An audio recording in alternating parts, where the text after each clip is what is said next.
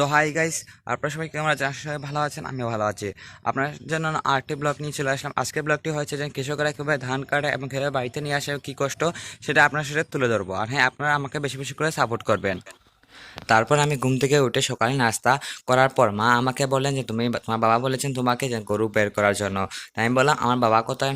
তিনি বললেন তোমার বাবা চলে গেছেন ধান কাটতে। তাই আমি বললাম ঠিক আছে, আমি গরু বের করছি। আর হ্যাঁ, মা বললেন আমাকে তোমার বাবা বলছেন তোমাকে গরু বের করে যাওয়ার জন্য। তাই আমি বললাম ঠিক আছে, আমি এখন চলে যাব, দেখতেই পাচ্ছি। তারপর আমি বের হয়ে যাচ্ছি ধান যেখানে কাটা হচ্ছে সেখানে যাওয়ার জন্য। এরপর দেখতে পাচ্ছেন আমি এখন চলে যাচ্ছি। আর হ্যাঁ, আমি একটা কথা বলি, আমি ধান কাটবো না, আমি ধান আনার জন্য যাচ্ছি সেখানে।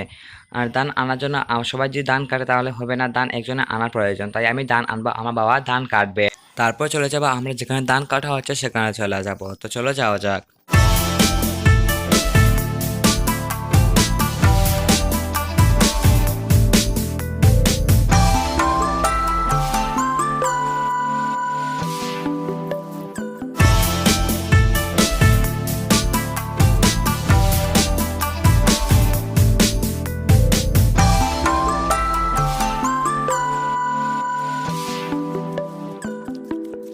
তারপর দেখতে পাচ্ছেন এখন আমি চলে এসেছি যেখানে আমার ধান কাটা হচ্ছিল সেখানে, এবং এখান থেকে আমি ধান নিয়ে চলে যাবো আমার বাড়িতে। আর আমার বাবা চলে গেছেন বাড়িতে চা নাস্তা করার জন্য।